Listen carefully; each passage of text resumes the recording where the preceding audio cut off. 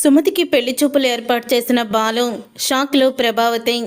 నిజంగానే సుమతికి బాలు పెళ్లి చూపులు ఏర్పాటు చేశాడా? ప్రభావతి ఎందుకు షాక్ అయింది, ఏం జరిగింది అనేది ఈ వీడియోలో తెలుసుకుందాం. సుమతి అయితే పూల కొట్టు దగ్గర ఉంటుంది. అప్పుడే ఇక పార్వతి వచ్చి, ఇక నేను వచ్చేసాను కదా, నువ్వు వెళ్ళమ్మా, నీకు టైం అవుతుంది కదా జాబ్కి అని అంటూ ఉంటుంది.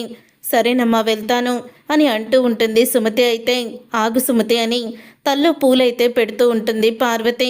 అయినా ఇప్పుడు తల్లో పూలు ఎందుకమ్మా, ఇలాగే వెళ్తాను అని సుమతి అంటూ ఉంటే, లేదమ్మా, ఆడపిల్లలు తల్లో పూలు పెట్టుకుంటేనే అందం, ఈ పూలు పెట్టుకుని వెళ్ళు అని సుమతికి తనే స్వయంగా పూలైతే పెడుతుంది. సరేనమ్మా, సాయంత్రం నేను తొందరగా వచ్చేస్తాను అని చెప్పి ఇంకా సుమతి అయితే ఇక వెళ్ళిపోతుంది. అలా సుమతి వెళ్ళిపోయిన తర్వాత అప్పుడు ఇక పూల షాప్ దగ్గరికి ఒక ఆవిడైతే వస్తుంది. వచ్చి పార్వతిని ఇలా అడుగుతూ ఉంటుంది, ఆ అమ్మాయి మీ రెండో అమ్మాయా అని అడుగుతూ ఉంటే, అవునండి, మా రెండో అమ్మాయి చదువు అయిపోయింది, ఫస్ట్ క్లాస్లో పాస్ అయింది, ఇప్పుడు హాస్పిటల్లో ఏదో జాబ్ చేస్తుంది, జాబ్ కూడా వచ్చింది అని అంటూ ఉంటుంది. అయితే పెళ్లి సంబంధాలు ఏమన్నా చూస్తున్నారా అని అడుగుతూ ఉంటే, అదే చూస్తున్నామండి, ఏదైనా మంచి సంబంధం వస్తే చేద్దామని చూస్తున్నాము అని పార్వతి అనడంతో, మీ పిల్లలిద్దరూ కూడా చాలా వందనంగా అనుకువగా ఉంటారు, సాంప్రదాయంగా. నేను మీనాని చూస్తున్నాను కదా, తను చాలా అందంగా ఉంటుంది, అనుకువగా ఉంటుంది, ఇంట్లో వాళ్ళందరినీ చాలా బాగా చూసుకుంటుందని కూడా చెప్తూ ఉంటారు.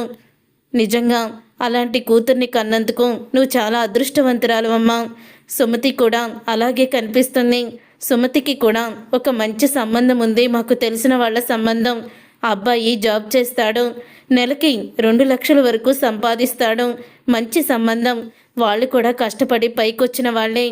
కట్నం ఇవేమీ కూడా వాళ్ళు ఆశించడం లేదు, పిల్ల పద్ధతిగా ఉంటే చాలు అని అనుకుంటున్నారు. వాళ్ళని గౌరవించి బాగా చూసుకునే వాళ్ళైతే సరిపోతుందంటున్నారు. కుటుంబ విలువలు తెలిసి అందరికీ ఆప్యాయత ప్రేమను పంచే అమ్మాయి అయితే చాలని వాళ్ళ ఉద్దేశం. కాబట్టి మీ అమ్మాయి అయితే కరెక్ట్గా సరిపోతుందేమో అని నాకు అనిపిస్తుందమ్మా. ఎందుకంటే వాళ్ళు కూడా చాలా మంచివాళ్ళు, ఆ అబ్బాయి కూడా చాలా మంచివాడు, వందనంగా ఉంటాడు అని చెప్పి అన్నీ కూడా చెప్తుంది. అప్పుడే ఇక ఉద్యోగం అనేసరికి పార్వతి అయితే, మీరు చెప్పింది కూడా బాగానే ఉందమ్మా సంబంధం, కానీ మా అల్లుడిని మా కూతుర్ని అడగాలి, మా ఇంటి బాధ్యత మా అల్లుడిదే, సుమతి పెళ్ళి మా అల్లుడే చేస్తాడు, తనకే నేను బాధ్యత అప్పగిచ్చాను. ఎందుకంటే మా అబ్బాయి శివ చదువుకుంటున్నాడు, వాడికి అంతగా తెలీదు, ఇంకా చిన్నవాడే కదా, మా అమ్మాయికి ఫోన్ చేసి చెప్పి అప్పుడు మొత్తం కూడా మీకు వివరంగా చెప్తాను అని అంటూ ఉంటే, సరే ఇది నా ఫోన్ నెంబర్, ఇది అబ్బాయి డీటెయిల్స్, ఇదిగో అబ్బాయి ఫోటో కూడా, ఎవరైనా మంచి సంబంధం ఉంటే చూస్తానని తీసుకున్నాను, ఇదిగో మా అబ్బాయి ఫోటో అని అబ్బాయి ఫోటో కూడా చూపిస్తారు. ఇక అబ్బాయి ఫోటో చూసి బాగా నచ్చుతాడు పార్వతికి అయితే. సరే ఏ విషయం అన్నది మీకు నేను ఫోన్ చేసి చెప్తాను అని అంటూ ఉంటుంది పార్వతి. తర్వాత ఇక పార్వతి అయితే మీనాకి ఫోన్ చేస్తుంది. మీనాకి ఫోన్ చేసి ఇలా మీనాతో అంటూ ఉంటుంది, అమ్మ మీనా, మన సుమతికి మంచి సంబంధం వచ్చింది అని అంటూ ఉంటుంది. పార్వతి అయితే అబ్బాయి జాబ్ చేస్తాడట, నెలకి 2 లక్షల వరకు సంపాదిస్తాడు, చాలా మంచి కుటుంబం అని ఆ అబ్బాయి ఫోటోని వాళ్ళ వివరాలను కూడా ఇచ్చారు, అలాగే ఫోన్ నెంబర్లు కూడా ఇచ్చారు అని అంటూ ఉంటే, అవునా అమ్మా, మనం కూడా మంచి సంబంధం గురించే కదా వెతుకుతున్నాం, ఉద్యోగస్తుడంటే ఇంకా మన సుమతి జీవితం బాగుంటుంది, ఒకసారి ఆయనకి చెప్తాను, నేను ఇలాగే ఆయన గ్యారేజ్ వైపే వెళ్తున్నాను, ఆయనకే స్వయంగా చెప్తానమ్మా అని అంటూ ఉంటుంది. మీనా అయితే సరేనమ్మా, ఏ విషయం అన్నది వాళ్ళకి త్వరగా చెప్పమని అన్నారు, అల్లుడి గారితో మాట్లాడు అని అంటూ ఉంటే, సరేనమ్మా అని మీనా అయితే చెప్తుంది. అప్పుడు ఇక మీనా చెప్పిన తర్వాత ఇక బాలు ఫోన్కి అయితే శివ వచ్చాక డీటెయిల్స్ అన్నీ కూడా పెట్టిస్తుంది. పార్వతి అయితే ఇక డీటెయిల్స్ అన్నీ పెట్టించాక శివ కూడా, నేను కూడా ఎంక్వైరీ చేస్తానమ్మా, మా ఫ్రెండ్స్ వాళ్ళు ఉన్నారు కదా అని అంటూ ఉంటాడు. సరే శివ అని పార్వతి చెప్తుంది. మీనా అయితే ఇక బాలు దగ్గరికి వెళ్తూ ఉంటుంది. బాలు తన ఫ్రెండ్స్ అందరూ కూడా మాట్లాడుకుంటూ ఉంటారు. రే, మీనా సిస్టర్ వస్తుందిరా అని రాజేష్ అంటూ ఉంటే, అప్పుడే ఇదేంటి పూలు డెలివరీ ఇవ్వకుండా ఇలా నా దగ్గరికి ఏదైనా ఎంక్వైరీ కోసం వస్తున్నావా, నేనేం చేస్తున్నానో చూడ్డానికి వస్తున్నావా గూఢాచారిలాగా అని అంటూ ఉంటాడు బాలు. అప్పుడు ఇక మీనా అయితే ట్రిప్పుకి వెళ్లకుండా తమరేం చేస్తున్నారో ఇక్కడ అని అంటూ మీనా కూడా మాట్లాడుతూ ఉంటుంది బాలుతో. అప్పుడు ఇక బాలు అయితే సరేలే అనుకున్నాను నువ్వు ఇలాంటి డైలాగే కొడతావని, ఏంటి ఇలా వచ్చావు అని అంటూ ఉంటాడు. ఏం లేదండి, సుమతికి ఒక మంచి సంబంధం వచ్చిందట, అబ్బాయి జాబ్ చేస్తాడట, 2 లక్షల జీతం కూడా వస్తుందని అమ్మ చెప్పింది. అలాగే మీ ఫోన్కి శివ ఫోన్ ద్వారా ఆ అబ్బాయి ఫోటో డీటెయిల్స్ అన్నీ కూడా పంపించానంది, ఒకసారి చూడండి అని అంటూ ఉంటుంది మీనా. అప్పుడు ఇక అబ్బాయి ఫోటోనైతే ఇక ఓపెన్ చేసి చూస్తాడు బాలు. ఓపెన్ చేసి చూడంగానే అబ్బాయి బాగానే ఉన్నాడు మీనా, కానీ వాళ్ళ గురించి వివరాలన్నీ కూడా తెలుసుకోమని అమ్మ చెప్పిందండి. ఒకవేళ మనకి ఓకే అయితే పెళ్లి చూపులకి రమ్మంటానని చెప్పింది అని అంటూ ఉంటే, సరే మీనా అని అంటూ ఫోటోనైతే చూస్తుండగా ఇంకా రాజేష్ అయితే రే ఈ అబ్బాయి నాకు తెలుసురా, చాలా మంచివాళ్ళు, వీళ్ళ కుటుంబం కూడా చాలా మంచిది అని అంటూ ఉంటాడు రాజేష్ అయితే. అప్పుడు ఇక రాజేష్ మాటలకి బాలు అయితే విన్నావు కదా మీనా, వీళ్ళు మంచి వాళ్ళేనట, రేపు కూడా మంచి రోజు ఉంది కదా, పెళ్లి చూపులకి ఏర్పాటు చేయమని ఫోన్ చేద్దాము అని అలాగా పెళ్లి చూపులు అయితే ఏర్పాటు చేస్తారు. ఇంతలో సుమతి అయితే తను జాబ్ నుంచి ఇంటికి వస్తుంది.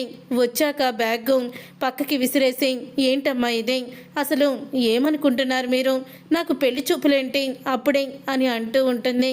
ఇంతలో బాలు మీనా అయితే అక్కడికి వస్తారు. బాలు మీనా వచ్చి పెళ్లి చేసుకోవా ఏంటి అని అంటూ ఉంటారు.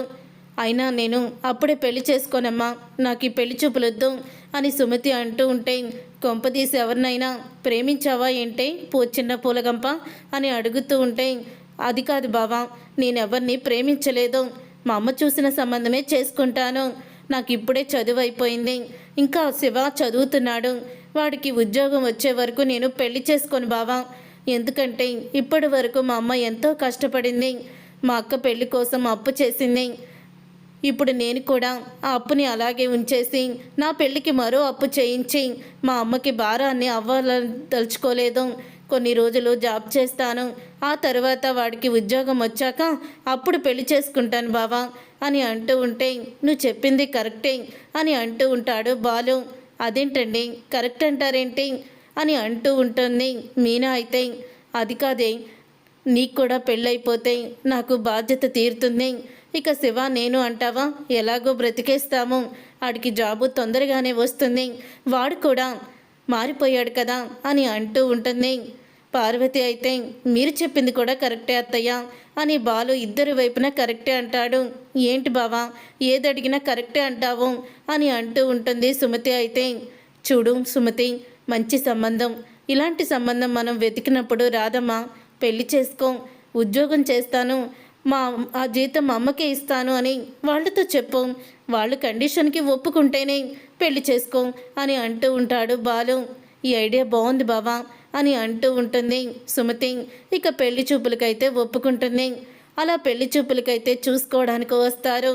అప్పుడు ఇక బాలు అయితే నేను వీళ్ళకి పెద్దల్లుణ్ణి, తని నా భార్య, వీళ్ళ పెద్దమ్మాయి, ఇదే ఈ కుటుంబం, మా అత్తగారు మా బామ్మర్ది, వీళ్ళకి ఆస్తులు పాస్తులు ఏమీ లేవు, మా అత్తగారు గుడి దగ్గర పూలు అమ్ముకుంటూ ఉంటారు, నా భార్య కూడా తను పూల డెలివరీ ఇస్తూ ఉంటుంది, కాబట్టి మీరు ఏమన్నా ఆశించాలనుకుంటే కట్నం అయ్యి కోరుకుంటే మాత్రం ముందుగానే చెప్పేయండి, తర్వాత ఇంత తీసుకోవాలనుకున్నాం అంత తీసుకోవాలనుకున్నాం అనకండి అని అంటూ ఉంటే, అప్పుడే ఇక మాట విని అన్నీ తెలిసాయి, ఇక్కడికి వచ్చాం బాబు, మీ గురించి మొత్తం మాకు తెలుసు అని అంటూ ఉంటుంది పెళ్లి కొడుకు తల్లి అయితే.